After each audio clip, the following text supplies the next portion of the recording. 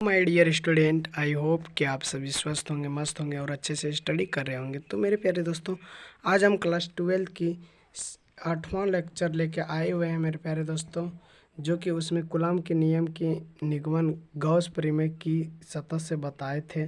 और इसमें हम बताएंगे मेरे प्यारे दोस्तों कि गॉस के नियम का सहायता से एक समान आवेशित गोलीखोल कवच के कारण विद्युत क्षेत्र की तीव्रता निम्न स्थिति में ज्ञात कीजिए। यानी कि स्थिति के बाहर और स्थिति के अंदर और स्थिति यानी स्थिति के पृष्ठ पर तीनों स्थान पे आप लोगों को सिखाएंगे, जो कि यूपी बोर्ड, झारखंड बोर्ड और मध्य प्रदेश यानी कि अनेक बोर्ड में यानी कि 12th की बोर्ड एग्ज़ाम में पूछे जाने वाले वेरी इंपॉर्टेंट 5 नंबर में पूछे जाते हैं।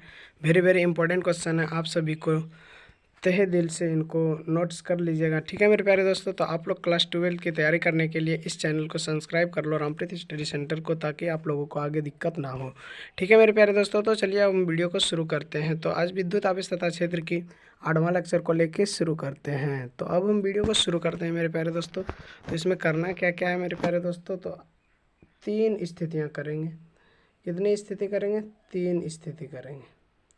पहला करेंगे कवच के बाहर का, और फिर कवच के पृष्ठ का, फिर कवच के अंदर का। ठीक है मेरे प्यारे दोस्तों, तो अब वीडियो को हम शुरू करते हैं।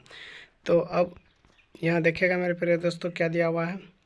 तो पहला स्टेप में दिया हुआ है मेरे प्यारे दोस्तों कि एक समान आवेशित गोली कवच के कारण विद्युत क्षेत्र की तीव्रता, यानी कि पहला एक समान आवेशित गोली कवच के कारण विद्युत क्षेत्र की तीव्रता क्या होता है।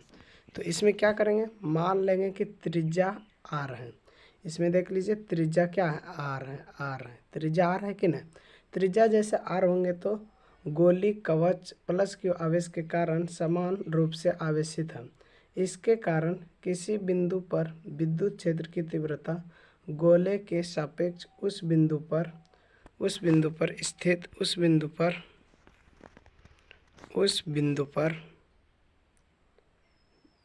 पर स्थित पर निर्भर करता है। यानी कि अगर हम देखें तो उसके कवच देखा जाए तो उस कवच में ये बोला गया था कि किसी भी बिंदु के सापेक्ष किसके विद्युत क्षेत्र की तीव्रता गोले के सापेक्ष उस बिंदु की स्थिति पर निर्भर करता है। ठीक है मेरे प्यारे दोस्तों, तो अब इसमें ध्यान देना है।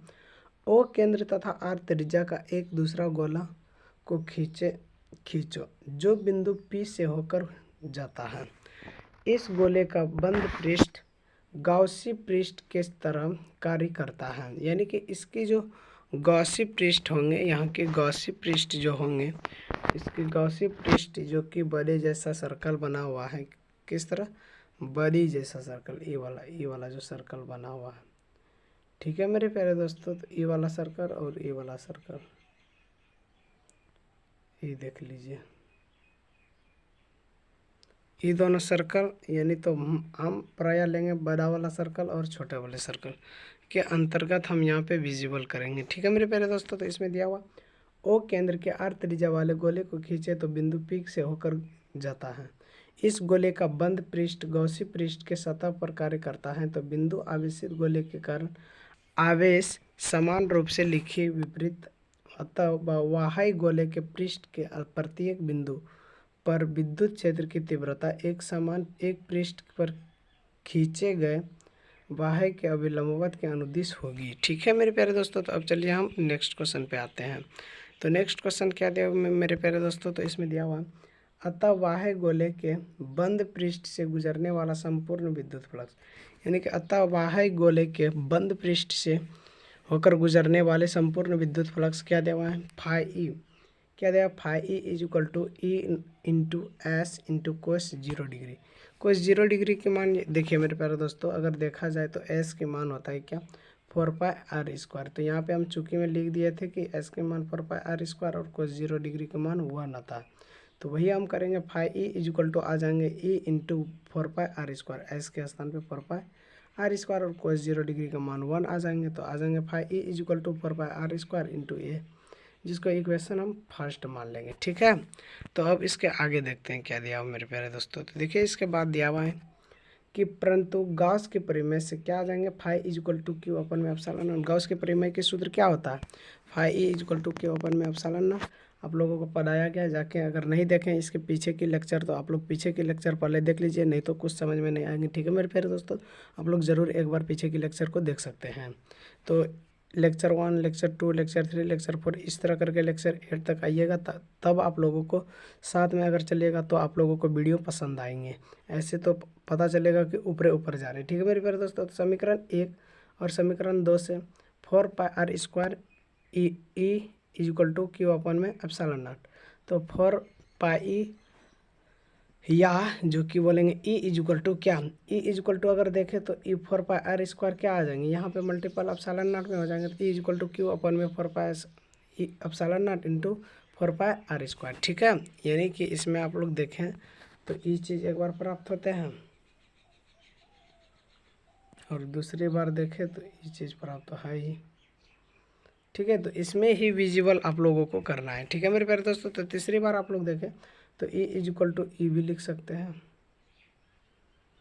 क्या कोई दिक्कत, इसको डिलीट मारते हैं तब समझ में आएगा, ये वाला बोल रहे थे। ठीक है मेरे प्यारे दोस्तों, इस पे ध्यान आप लोगों को देना स्वयं है। तो आप लोग ध्यान से देखिएगा, जिसको इक्वेशन हम मान लेंगे इक्वेशन 3 मान लेंगे। ठीक है, इक्वेशन क्या मानेंगे 3।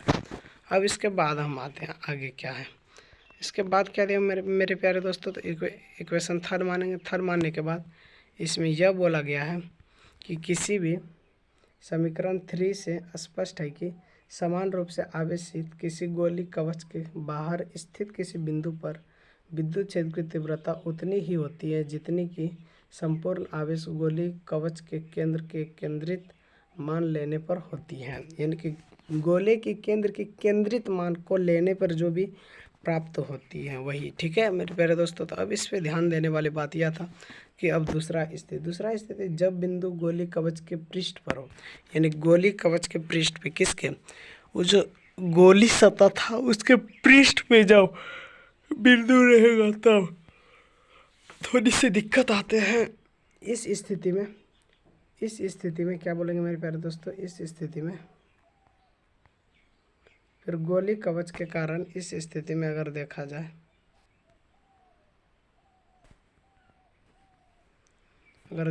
तो इस स्थिति में आएंगे, इस स्थिति में r इक्वल टू आर अतः समीकरण 3 से। ठीक है, तो इस समीकरण 3 से अगर देखा जाए तो 1/4 एप्सिलॉन नॉट को अलग कर दे, क्यू अपन में r² को अलग कर दे। ठीक है, जो कि ई इक्वल टू इतना प्राप्त होंगे।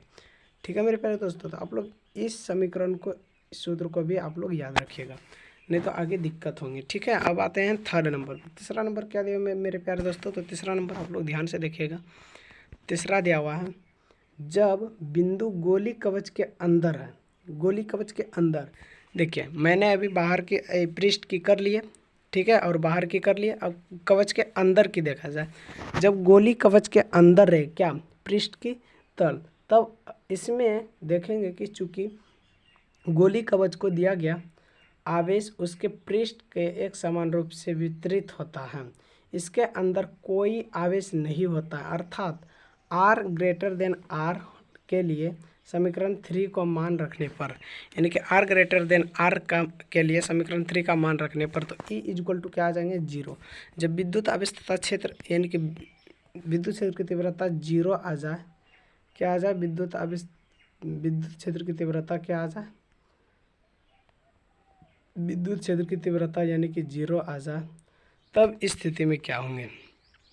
तो आप लोगों को ध्यान देने वाली बात यह था, अतः गोली कवच के अंदर प्रत्येक बिंदु पर विद्युत क्षेत्र की तीव्रता 0 होती है। यानी गोली कवच के अंदर प्रत्येक बिंदु पर विद्युत क्षेत्र की तीव्रता क्या होता है 0। तो आप लोगों के इम्पोर्टेंट लाइन ई वाला था, ई वाला, तो ये वाला लाइन को आप लोग गौर करके देखिएगा। ठीक है मेरे प्यारे दोस्तों, अब आते हैं नेक्स्ट प्रश्न पे। नेक्स्ट प्रश्न क्या दिया मेरे प्यारे दोस्तों, तो आज हम इनको यहाँ तक रखते हैं, इसके बाद वाली टॉपिक को हम नेक्स्ट डे करेंगे। ठीक है मेरे प्यारे दोस्तों, तो अगर आप लोगों को मेरे हैंडआउट्स नोट्स लेना चाहते हैं तो 620620491585 इस नंबर पे आप लोग कॉल करके हैंडआउट नोट्स ले सकते हैं। ठीक है मेरे प्यारे दोस्तों, अगर आप लोगों को मेरे हैंडआउट नोट लेना चाहते हैं तो डिस्क्रिप्शन बॉक्स में लिंक दिया हुआ है, उस डिस्क्रिप्शन बॉक्स में व्हाट्सएप ग्रुप दिया होगा, व्हाट्सएप ग्रुप को क्लिक कीजिएगा और मेरे लिंक पे पहुंच जाइएगा और व्हाट्सएप ग्रुप में जुड़ जाइएगा, ताकि आप लोगों को